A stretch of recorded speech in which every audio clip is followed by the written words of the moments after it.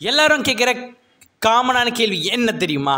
3வது வீட்டில் இருக்கேன், அதாவது 3வது ஃப்ளோரில் இருக்கேன், ஆனாலும் எனக்கு கரையை எஃபெக்ட் ஏன் வருது அப்படின்னு கேட்குறீங்க. உங்கள் வீட்டில் வாட்டர் ஃப்ளோ, அதாவது தண்ணி வந்து அதிகமாக ஒரு வுட்டில் ஊறுது அப்படின்னா அந்த வுட்லேருந்து ஒரு வகையான கெமிக்கல், ஒரு வகையான வாசனை ரிலீஸ் ஆகும். அந்த வாசனை வந்து அட்ராக்ட் ஆகி இந்த டர்மைட்ஸ் ட்ராவல் ஆகி ஈஸியாக வந்துடுங்க. ஆமாங்க, இப்போ நம்ம இந்த இடத்துல ஸ்ப்ரே பண்ணிட்டோம். இந்த இடத்துல நீங்கள் பார்க்கலாம், இந்த இடத்துல இவங்க வந்து கார்னர்ஸ்லாம் வந்து எந்த அளவுக்கு வந்து டேமேஜ் ஆகிருக்குன்னு. அதே மாதிரி இதை பாருங்கள், இந்த இடத்துல வாட்டர் லீக்கேஜ் இருக்கிறதுனால அந்த வாட்டர் லீக்கேஜ்னால வந்து அட்ராக்ட் ஆகி டர்மைட்ஸ் வந்து ஈஸியாக வந்து அந்த வுட்டை அரிக்க பார்க்குங்க.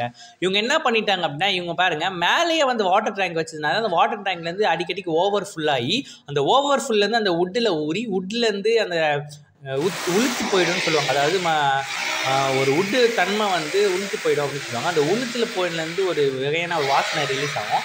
அந்த வாசனையை அட்ராக்ட் பண்ணிட்டு இந்த டர்மைட் வந்து உங்கள் வீட்டில் இருக்க மாடல் கிச்சன், உங்கள் வீட்டில் இருக்க வுட்டுங்களை அரிக்க ஆரம்பிக்குங்க. இதுதான் இதே மாதிரி பிரச்சனை. இது என்ன பண்ணுவோம் அப்படின்னா, நம்ம 90 டிகிரி ஆங்கிளில் போடுவோம், டைல்ஸ் கர்ட்டிங் மேலே போடுவோம். இந்த வாசக்காலில் எப்படி வந்து டர்மைட் அரிக்காமல் ஒரு ப்ராடக்ட் உருவாக்குறோம் அப்படின்னு நம்ம வந்து என்னோடய நெக்ஸ்ட் ஷார்ட்ஸில் பார்ப்போம், இல்லை நெக்ஸ்ட் வீடியோவில் பார்ப்போங்க. ஆமாங்க, நம்மளோட வீடியோஸை டெய்லியும் வந்து பார்த்துட்ருக்கவங்களுக்கு ரொம்பவும் நன்றி. நம்மளோட ஒரு நாளைக்கும் வந்து சப்ஸ்கிரைப் ஏறுது வந்து ரொம்பவும் பெரிய விஷயம். ஆனால் ரொம்பவும் வந்து சப்ஸ்கிரைப் பண்ணாமல் இருக்கீங்க.